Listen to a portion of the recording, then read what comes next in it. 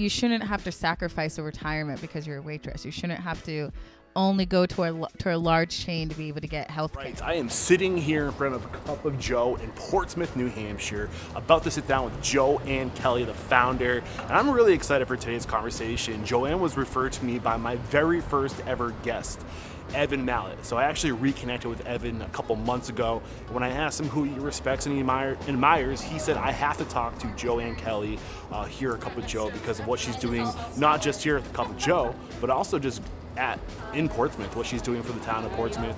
She's getting very involved with the government. She's the assistant to the mayor of Portsmouth, and she's very active with social justice. She started a BIPOC event. I'm not quite sure what they're calling that, but it's basically just to create awareness about inequality here in New Hampshire. So I'm sure we're going to talk about that. And she's just a shining example of being more than just a restaurant, but being a part of the community and just making it a better place for everyone here in Portsmouth, New Hampshire. So we're going to get into it. It's going to be awesome. Stay tuned. This episode brought to you by Restaurant Systems Pro. With excitement, allow me to introduce to you today's guest, founder and owner of Cup of Joe Cafe and Bar. Yes. Joe Kelley. Joe, Hi. Are you feeling unstoppable today? I am. I'm very excited. I'm super excited to have you on the show. You're somebody who the town of Portsmouth and the greater Seacoast area and in New Hampshire are just talking about. Like, you're doing things. You're doing a great job here. People are like you're opening people's eyes to a bigger picture. I'm sure we're going to talk about that. Yeah. And it's a pleasure to sit here and make an example of you today. I've been looking forward to this. I'm excited. So before we get into who you are and what you're doing and what you're all about, let's get that motivational, inspirational ball rolling with a success quarter mantra. What do you got for us? Yeah. So my big mantra that I kind of live my life by now is that if you have 5 minutes and someone asks you to do something, you do it. You have 5 minutes and somebody asks you to do something, you do it. Get into why that's your mantra. So a lot of times what I have found in my life is that, I'll pick up the phone and someone will say, can you help me find a solution? Can you help me find a way to navigate this problem? I need advice. And I usually say to myself, if I can do it within 2 to 5 minutes, I automatically say yes. And if I can't do it, I find an alternative to offer them. So if they say, I'm looking to find out about, I can't even think of an example, but find out about something. If I can connect them with somebody who's in that industry or who has more knowledge than me, and that takes me less than 5 minutes to make that connection on the spot and doing it on the spot. So give me an example of an alternative when you can't do something. Like, is it if you don't know somebody, maybe you know somebody who knows somebody? Okay. Yeah. Part of, we call it a symptom or part of a descriptor of ADHD is you have hyper fixation on things. And so the things I love, I'm super passionate about, and I'm so driven to keep getting stimulated by those things. So I'm ever focused and attached on them. Yeah. I totally relate with this because I'm also ADHD, but I'm also dyslexic. Yeah. And in school, I think if you're one of those things, the traditional school system doesn't necessarily favor those people. Yeah, right? no, well, it fails them. You end up going to school for marketing. So you're always, marketing sales, right? Yeah, marketing, but I dropped out. You did drop. I had no money. It's a true challenge. It's real. And there was a long time, and I openly admit this now, that I wouldn't necessarily say lie, but I would insinuate that I had graduated. So I'd say I went to the University of New Hampshire. When you're an adult, nobody asks you. It's a soft truth. Yeah. It's a soft lie. Yeah. You're not lying because you did go there. I just didn't graduate. I just left that part off. And so, but now so much there were so many things in my life. I as you touched on a little bit, I had kind of a rough, crazy childhood and young adulthood, that there were so many times in my life I felt inferior. And so I never fully admitted it was always like, here's a little sample, but if I tell you everything, it's going to blow your mind. But it wasn't until the last few years that I've almost worn some of these what I call disadvantages as badges of honor. I'm here even though I didn't do all of those things. Yeah. I noticed injustice very early in life. And I know that sounds crazy to be like, you're 7 years old, you don't know injustice. Kids are smart. They're very intuitive. They pick up on shit. Completely. And also, I was the only African American in my family, and I was living in White Town. And that is the age, I think, that became a point of context for people and a point of conversation for people. We didn't have a lot of money.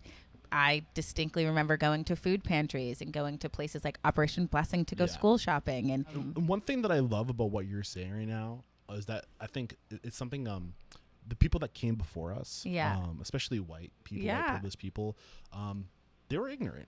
Yeah, and they didn't. I don't think they were fully aware of their ignorance. That's why it's ignorant. I think my grandparents had their own prejudices. Yeah. And then I think that was expounded on when you have your daughter has a baby, and then is biracial, and that man is not there. I think it just explodes those stereotypes in your head and builds on any prejudices you may have. And unfortunately, like, there were times in my life that I was a victim to their own prejudice. I like to say behind every great restaurant's a great person. Yeah. And we're pulling back so many layers on this part of your life because I feel like you offer a very unique perspective, a unique story. And it's also how, like, this story is what made you into the woman you are today. Yeah. Right? So reflecting back at this time, looking at who you are today, how did this make you a better person today? If you could distill it into like a few words. Yeah, I think kind of what I touched on, that as a trauma response, I found value in myself by bringing value to other people. You know what I mean? By giving back is how I think sometimes we struggle so hard to find purpose in life. And from a very, again, I think early age, I feel like my purpose was to help other people get what I never had. So feel safe and feel secure and feel valued. And create spaces that people can have that. It sounds like a lot of like hospitality. It sounds a lot right? like hospitality. When you think about it, it's just like that, making people feel safe, comfortable. At the end of the day, people need to feel security. Absolutely. Just beyond that, they need to be recognized. They need to be valued. They need to be seen. And that's, you found out at an early age that if you can make people feel safe, if you can see them, like literally see them, recognize them, let them know that you see them and recognize them, like that is a service. And in return, they reciprocate. Yeah. They value you. Yeah. I learned it when I was 13, working the popcorn stand at Lee USA Speedway. Nice. So when was your first time, like what was your first time working in the industry? At what point did you realize, like, I want to work in the industry? It's funny because I rebelled and was like, I don't want to work in the industry. Why? Why was that? Because I think, it's a double-edged sword. It can be draining, when you're giving. But there's something to be said about corporate experiences. I think everyone should work at a corporate restaurant For at sure. least once. Why? I think there's a structure to it.